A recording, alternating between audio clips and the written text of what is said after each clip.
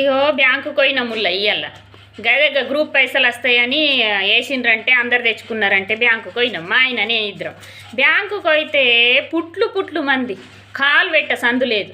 ఆ మందిని చూసి మా ఆయన నేనైతే రాను, నీ పైసద్దు నువ్వు వద్దు, తెచ్చుకోలేకుంటే లేదు, నేను రానబట్టి నాకు కూడా పోవాలంటే నాకు కూడా వెనక ముందు అవుతుంది. ఎట్లా చేయాల?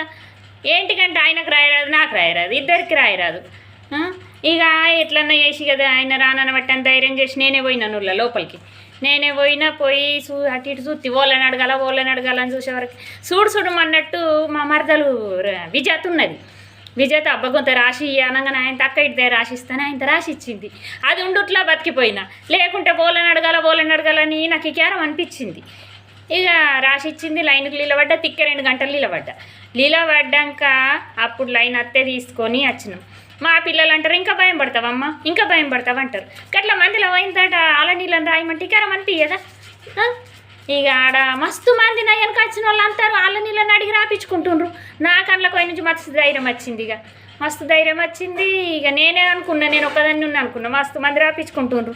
మీరు కూడా వాళ్ళన్న రాయరాను ఉంటే ఏమనుకోకుండ్రి, డైరెక్ట్ వండ్రి. ఆడ చదువుకున్న పిల్లలు మస్తు ఉంటారు, వాళ్ళన్న రాసిస్తారు. బుజ్జి గొంత రాసియవా అని గోంత బతిమలన్నట్టు అంటిమంటే ఆయనతో రాసిస్తారు. మీరేం భయపడకుండ్రి. నాకు అందులో పోయి నుంచే ధైర్యం వచ్చింది. ఇప్పుడు నాకు అన్నీ తెలుస్తున్నాయి. ఇక పోకుండా పోయితే వాళ్ళన్న రాసిస్తారు. మనమే అనుకున్నాం మస్తు మంది ఉన్నారు అసంటోళ్ళు.